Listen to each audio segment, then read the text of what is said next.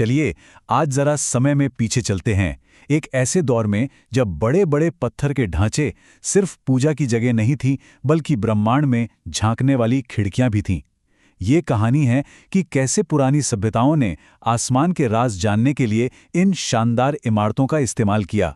जरा सोचिए, एक ऐसा वक्त था जब ना घड़ियां थीं, ना सैटेलाइट, ना कोई आज की जैसी टेक्नोलॉजी। तब रात का आसमान कहीं ज्यादा साफ और रहस्यों से भरा हुआ दिखाई देता था। यही तो था उनका कमाल का तरीका। टेक्नोलॉजी के बिना उन्होंने पत्थर, गणित और पीढ़ियों से चले आ रहे ज्ञान का इस्तेमाल किया और ऐसे मंदिर बनाए जो सूरज, चांद और सितारों की चाल को एकदम सटीकता से ट्रैक कर सकते थे। ये एक बहुत बड़ा सवाल है। आखिर इतनी मेहनत, इतना वक्त और इतने सारे संसाधन क्यों लगाए गए? वो आसमान में ऐसा क्या ढूंढ रहे थे जो उनके लिए इतना जरूरी था? तो इसका जवाब उनके वजूद से जुड़ा था। उनके लिए आसमान सिर्फ खूबसूरत नज़ारा नहीं था, बल्कि ये जिंदगी और मौत को कंट्रोल करने वाली ताकत थी। मतलब हर चीज एक दूसरे से जुड़ी हुई थी। फसल कब बोनी है ये सूरज तय करता था, मौसम का बदलना सितारों की पोजीशन बताती थी, और धार्मिक रीति रिवाज भी तो खगोलीय घटनाओं से ही जुड़े थे। सीधे शब्दों में कहें तो उनकी पूरी जिंदगी आसमान के चक्रों पर ही टिकी थी। तो खगोल विज्ञान कोई शौक की चीज नहीं थी, ये तो दुनिया में एक स्थिरता और व्यवस्था लाने का तरीका था। ये जानना कि संक्रांति कब होगी, इसका मतलब था साल के सबसे लंबे दिन को जानना। और ये ज्ञान ही तो शक्ति थी जिसने राजाओं को अपनी दुनिया को चलाने और समाज पर काबू रखने में मदद की।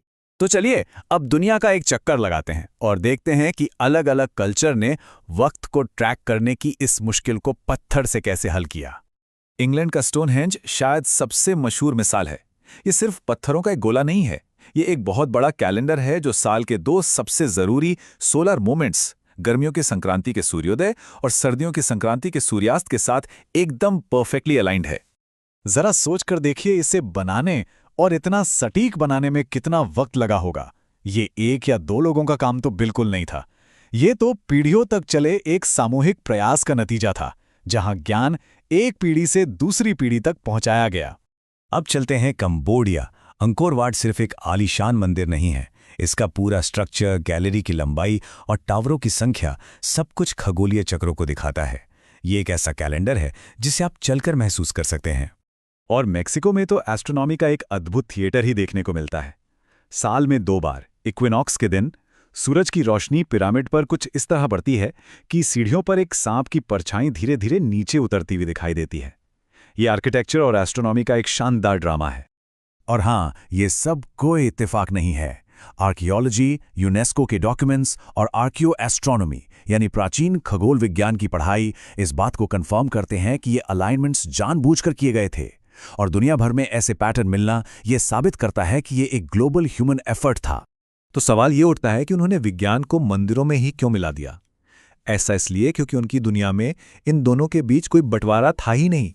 उनके लिए आसमान को देखना एक ही समय में एक साइंटिफिक ऑब्जर्वेशन भी था और एक आध्यात्मिक काम भी। सितारों और ग्रहों की चाल देवताओं की इच्छा का प्रतीक थी। ब्रह्मांड को समझना मतलब बनाने वाले को समझना। इन ढांचों ने एक अनिश्चित दुनिया में भविष्यवाणी और व्यवस्था दी। वे सिर्फ पत्थर नहीं थे, वे ब्रह्मांड के उस ऑर्डर के प्रतीक थे जो वक्त को स्थिर करते थे और पूरे समाज को एक साथ लाते थे। तो आखिर में ये सब हमें उन प्राचीन निर्माताओं के बारे में क्या बताता है? हमें अक्सर लगता है कि प्राचीन सभ्यताएं पिछड़ी हुई थीं, लेकिन ये स्ट्रक्चर्स इस सोच को पूरी तरह से चुनौती देते हैं। सिर्फ अंदाजा लगाकर इतनी सटीकता हासिल करना नामुमकिन है। इसलिए हमें उन्हें कुशल खगोलविदों, इंजीनियरों और योजनाकारों के तौर पर देखना चाहिए। उन्होंने अपनी गहरी वैज्ञानिक समझ को अपनी सबसे पवित्र इमारतों में उकेरा और एक ऐसी विरासत छोड़ी जो आज भी हमें हैरान कर देती है। और यही बात हमें सोचने पर मजबूर करती है।